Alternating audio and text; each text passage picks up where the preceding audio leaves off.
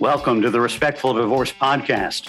If you're considering a divorce, it's important to know that you have options for how you divorce. On the Respectful Divorce Podcast, we'll explore those options and provide advice from divorce professionals. We also talk with divorce clients about what went right and what went wrong in their divorce. On today's edition of the Respectful Divorce Podcast, we're talking with Erica Ellis, a licensed psychologist, best-selling author of Your Healthy Divorce Journey, and a leading global expert on child-centered divorce. Well, Dr. Ellis, thank you so much for taking some time and spending part of your afternoon with me. I'd like to know a little bit more about you, and I'm sure our listeners would like to know a little bit more about you. How did you end up in the work you're doing? And tell us about your work if you would. I'd be happy to. And thanks, Camille, for having me. It's a pleasure. So I'm a child psychologist, and I've been in the field for 30-something years practicing. And where is your office, by the way? In upstate New York, in the capital area of Albany. All right. I focus primarily in my practice on working with children and families. And from that end, I mostly see kids who have been hurt, damaged, traumatized in some way by divorce. And it's been a passion of mine. I am a child of divorce myself. And so I have been so focused on trying to help kids work their way through this process. But about, 10, 12 years ago, I learned about the collaborative process. And it was so exciting to me because it was proactive and it was preventive, and it was an opportunity to prevent some of the damage that I had seen in my practice for so long. So I've been resolving cases with my collaborative attorney colleagues for the last 12 years. And I decided to write a book during COVID while I was working remotely in my practice. And what's the name of your book? The book is called Your Healthy Divorce Journey. And it's a very child-focused look throughout the entire divorce process and trying to help parents from beginning to end make decisions that protect kids. And that book is available on Amazon, isn't it? It is. Yep, it is. And tell us about your institute. So we also started, I actually am in business with my son, which is one of the life's greatest pleasures. He's my technical person, and I'm the knowledge person, I guess, when it comes to divorce. But we first started the business that was called the Child-Centered Divorce Journey. And it was online courses and coaching. And we recently changed the name to the Co-Parenting Institute because we wanted it to resonate a little bit more with parents who are looking for help with how to co-parent. So again, we offer courses, we offer parent education classes. I'm available to help people create child-centered parenting plans. In my practice, I've actually gotten a lot of referrals from attorneys who are stuck with warring parents who can't come to some resolution about parenting plans.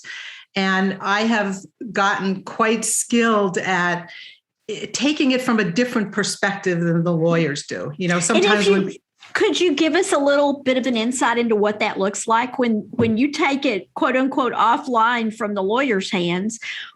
What do you do differently? Because I know all of you in the psychology field and in the licensed professional counseling field, there's something you do differently that we don't learn in law school that enables you to change the whole paradigm of the dynamic of the conversation. Right. Well, I think it becomes, unfortunately, with lawyers, even in the collaborative, there's still this kind of somewhat of an adversarial win-lose kind of thing. And that's how people are thinking about it. How am I going to win? How do I get more? How do I get more time? How do I take time away from the other parent? I approach this totally from the perspective of the children. And it disarms them in a way when they start to think about their kids rather than their own needs. Like, how old is your child? What are their developmental needs? Because one of the things that we know is that kids of different ages need different things. So if a parent says to me, we want to do 1 week on and 1 week off because that's going to make our lives easier, I might say to them, yeah, but your kids are 2 and 4. That's not going to be healthy for them. Right. Or somebody who's stuck on the notion of, I want 50-50, but the one parent travels all week long and they're never home. But they have it in their head that they want it a certain way, but they're not thinking about what's best for their kid. So I think part of like being a child psychologist and sitting and saying, let's really talk about your children's needs.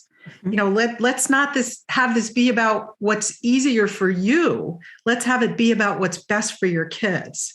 I'm guessing that comes from their pain and fear that they're losing their children and their family. It's not a sinister or malevolent approach or desire. It's that they are fearful. Would you think that's correct? I think that's absolutely true. I think so many of the decisions that parents make when they're going through a divorce are emotionally based, right? Based on all of those emotions that they're experiencing. But I try to pull it back from, okay, I get it that you're struggling. I get it that you're scared. I get it. I want to acknowledge that. But then I bring it back to, let's look at your children and what they really need. And did you say that you feel like they are able to make that transition into sort of from the balcony looking down on how this is going to affect their kids rather than just how it affects them? I think there's something unique about talking to a psychologist whose focus is on their children that helps them make that paradigm shift. Around here in Denton, Texas, we call what our MHPs do in the collaborative process as their pixie dust. They make miracles happen in a way that no one else can. So my hat is off to you and everything you do for kids and families. Well, thank you. I appreciate that. We couldn't do the collaborative process without you, certainly not nearly as well. So how does the collaborative process look in your area of practice, in your jurisdiction? Well, it's interesting. We've had a big debate up here about the one coach model versus the two coach model. Are there two mental health people in there? Are there one mental health person in there? There's also some people who talk about collaborative light. I don't know if you've had that conversation. There's people that want to do collaborative without the mental health professional. So all of the cases the majority that I've done, I have been the sole coach. I have done a couple of cases that there were two coaches or two facilitators when they were very, very high conflict cases. And sometimes having each person having their own coach can be very powerful. But most of the cases that I've done, there has just been one coach. And it's shocking to me, the power of three professionals sitting in a room, all of whom are focused on negotiation and compromise and respectful process, how efficient a process it is. People get scared like, oh my God, I'm going to have to pay for three professionals and it's going to be so expensive. And I say to them, no, it is such an efficient process. Would you expound on that? Because that really is something that we hear from people when they first come in on a case, the clients, that it sounds like we've got so many professionals involved that it's naturally going to be a lot more expensive than a litigated case. Would you speak to that? Because that's not been most of our experience. Yeah. Well, I think the emotional stuff is what normally gets in the way and why divorces take so long, right? When you litigate, there's so much emotion that gets in the way. Having a professional managing the emotions and not letting it derail the process, I believe, is so incredibly helpful. And it cuts out so much of the noise. The way that we've done it in the cases that I've been involved with is I have done the parenting plan separate from the attorneys. So, that's a much more efficient process too. Just working one-on-one with me, that could take months in litigation coming up with a custody plan, right? Yes. Our state organization in Texas, actually, a number of our mental health professionals, communications coaches, and attorneys put together something called the Parenting Plan Checklist. And it is tied to what decrees will look like. And the MHPs can go through that with the clients and make sure to cover all the subject areas so that the transition from the work that you all do with the parents away from the lawyers can be easily converted into a decree. Yeah. So if you would talk about what you've talked about how you help disarm parents when they are overly animated or upset about what's going on in their lives and their children's lives. In the collaborative process, tell us a little bit about how you convince lawyers who are usually so protective of their attorney-client relationship. How do you convince lawyers to let you work privately with their clients so that you can develop a parenting plan and save the money of both lawyers being involved? Well, I don't know. I've found in my area that they are thrilled to have me do it. I can tell you, as one of the lawyers in Texas, I'm thrilled to have you do it. Yep. And I actually, like I said earlier, I have a number of the attorneys that I work with who refer, even in their litigated cases, that they get stuck, and they're like, Erica, please work with these people, like help them with their parenting plan. And I'm not even I'm not part of that team. I'm not part of any collaborative team, but I don't know. My experience has been the lawyers are grateful for my help with that, and not have to get caught up in all the emotion and the arguing and the adversarial piece of that can happen. I do think things are changing, but I think I've been practicing for 38 years. And I know when I was in law school, if you ventured, and I always ventured into the mental health and psychological area because that was a component that I didn't think could be separated from family law. But I know older lawyers used to say to clients, leave your emotions outside. This is a business deal. And that, I think, was the law school philosophy to a great extent at that time. But I think lawyers are finally having their aha moment that you all can make such a huge difference.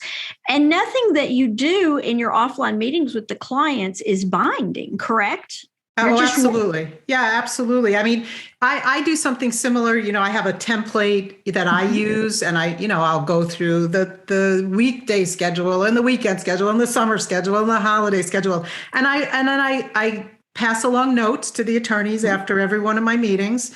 And they take that information, they'll use it to write up their draft agreements. Mm-hmm. They'll make sure that the clients are in agreement with everything that I've shared in the notes. So yeah, absolutely. And if you've got a couple of clients that cannot get past, before they come into you, cannot get past we want 50-50 time.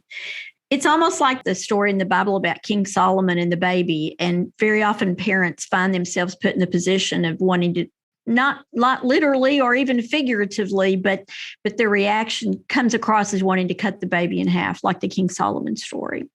Can you just tell us a little bit logistically about how you walk the parents through that? I know you said earlier that you say to them, let's think about how this affects the kids, but how do you get them off of their position on that into thinking in terms of their interests rather than positions and the interests of the children? Right. Well, getting them off their positions is always the biggest challenge in everything, right?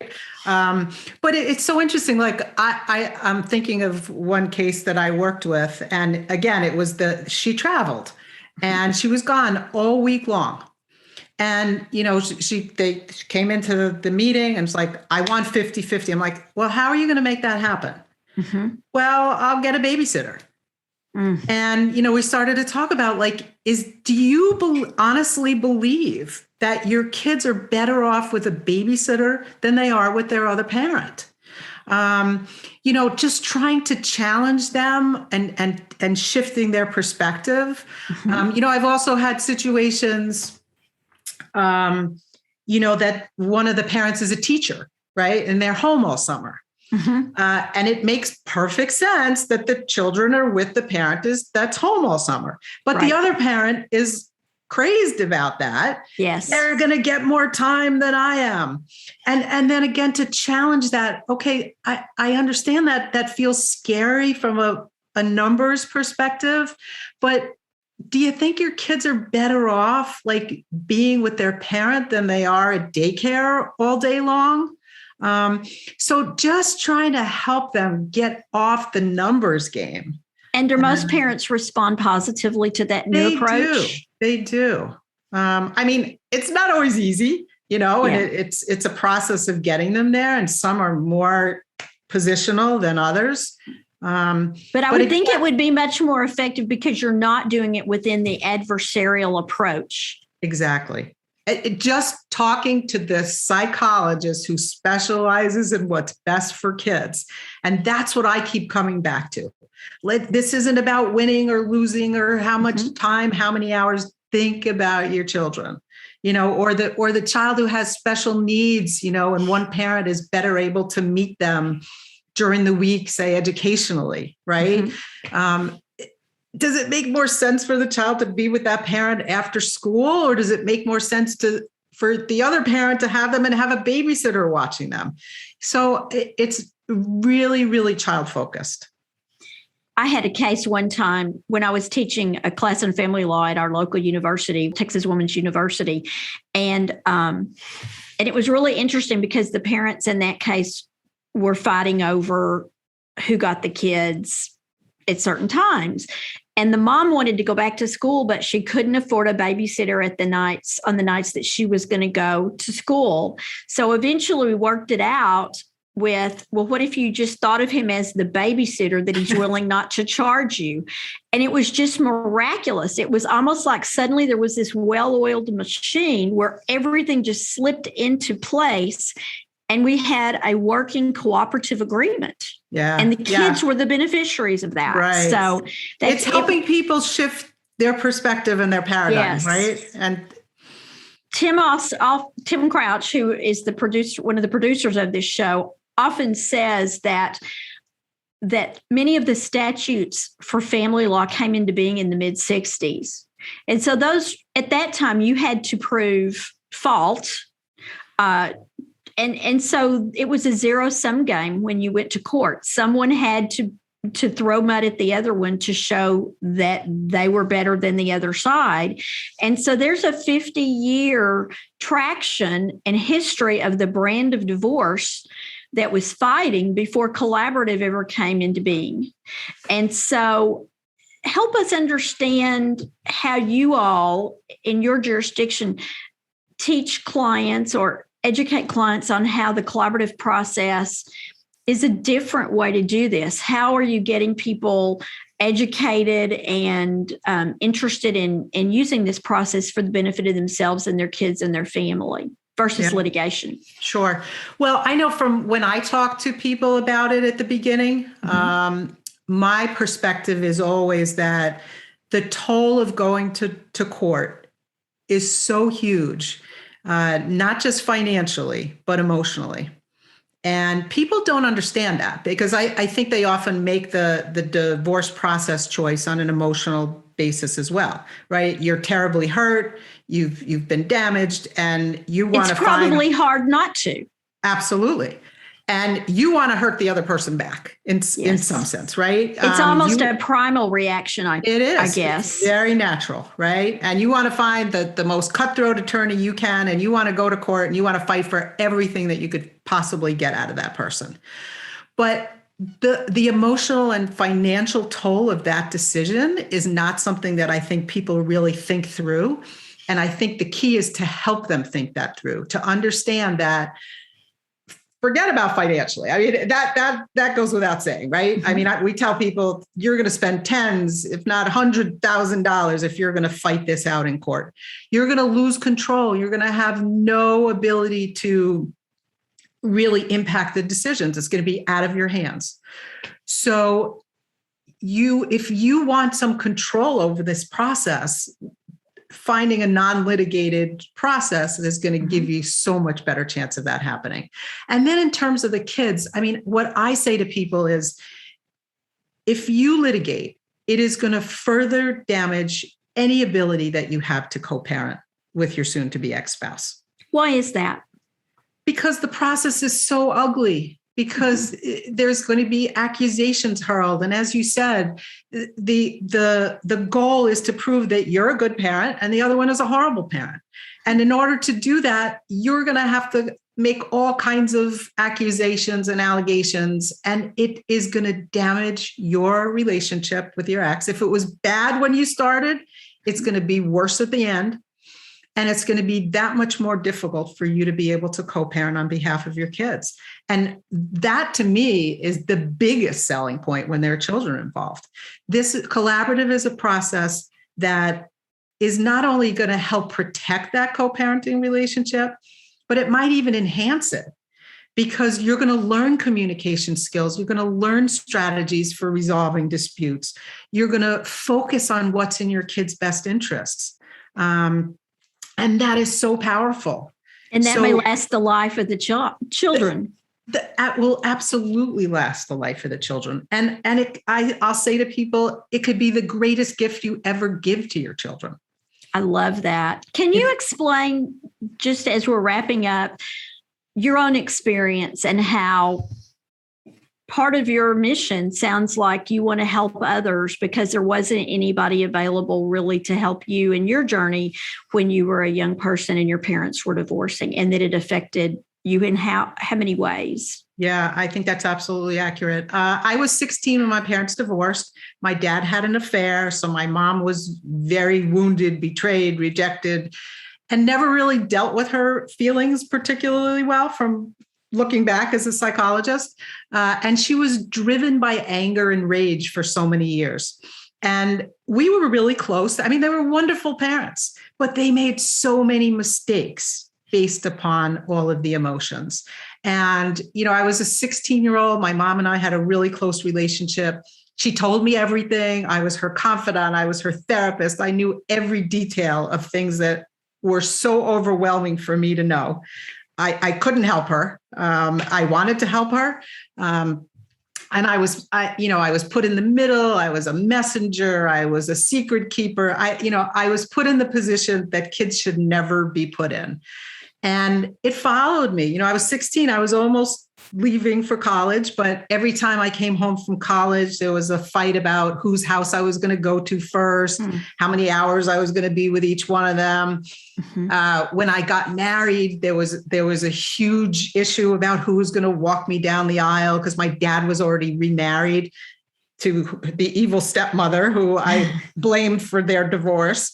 And he wanted her to, walk me down the aisle with him. And, oh my goodness. Yeah. And then when my son was born, just this one little anecdote, it was the happiest day of my life, but I was so worried about protecting my mom to not have to be in the same room with my dad that I asked my dad to not come to the hospital, because I was so trained to be in the role of my mom's protector. Yes. So, I spent my hours in the therapist's office and worked through, a lot of my issues.